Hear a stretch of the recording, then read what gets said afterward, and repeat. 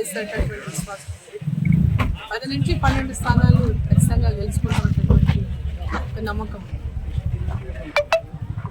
ఈరోజు మహబూబ్నగర్ ఉమ్మడి జిల్లా కావచ్చు లేదా ఇతర జిల్లాలే కావచ్చు, తెలంగాణ వ్యాప్తంగా కూడా నరేంద్ర మోదీ గారి యొక్క నాయకత్వంలో మళ్ళీ కేంద్రంలో నరేంద్ర మోదీ గారి మళ్ళీ ప్రధానమంత్రి కావాలని ప్రతి ఒక్కరు కూడా కోరుకుంటున్నారు, ఇవాళ ఆశిస్తూ ఉన్నారు. పెద్ద ఎత్తున రైతులు కానీ, మహిళలు కానీ, యువకులు కానీ ప్రతి ఒక్కరు వీళ్ళు ఉన్నారు వాళ్ళు లేరు అన్నప్పుడు ప్రతి ఒక్క వాళ్ళు కూడా కేంద్రంలో నరేంద్ర మోదీ గారు మళ్ళీ ప్రధానమంత్రి కావాలి, ఈ దేశం ప్రపంచ దేశాలను బీట్ చేయాలనేటువంటి ఒక లక్ష్యం, వారైతేనే ఈ దేశాన్ని ముందుకు తీసుకెళ్తున్నటువంటి ఒక విశ్వాసం కూడా ప్రజల లోపల ఇవాళ నెలకొన్నది.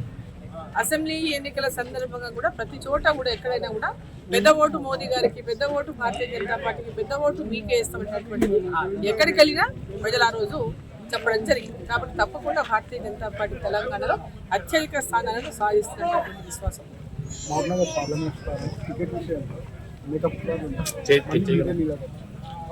అన్ని టికెట్ల విషయంలో తెలంగాణ వ్యాప్తంగా ఉన్నటువంటి 17 పార్లమెంటు స్థానాలను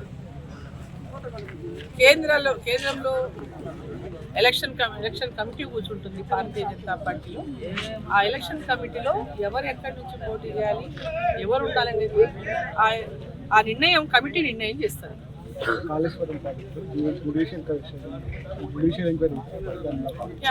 జ్యుడిషియల్ ఎంక్వైరీ అనేది కేవలం కాలయాపన కోసం అనేటటువంటిది చాలా స్పష్టంగా అర్థమవుతా ఉంది. దానివల్ల కాలయాపన తప్పితే దాని ఫలితం అనేది మనం చూడలేమనేది. నిజంగా చిత్తశుద్ధి ఉంటే ఈ రాష్ట్ర ప్రభుత్వం మరి ఇప్పుడు ముఖ్యమంత్రి గారు గతంలో పిసిసి అధ్యక్షులుగా ఉన్నప్పుడు సిబిఐ ఎంక్వైరీ కావాలని చెప్పి కేంద్ర ప్రభుత్వాన్ని కోరిన విషయం ఒకసారి మళ్ళీ గుర్తు తెచ్చుకోవాలి. వారు ఖచ్చితంగా సిబిఐ ఎంక్వైరీని, కాళేశ్వరం కూడా సిబిఐ ఎంక్వైరీనే చేయాలని చెప్పి మేము డిమాండ్ చేస్తాం.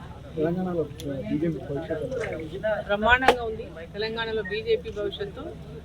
ఇప్పుడు రాబోయే పార్లమెంట్ ఎన్నికల్లో కానీ ఆ తర్వాత భవిష్యత్తులో కానీ భవిష్యత్తు బీజేపీ.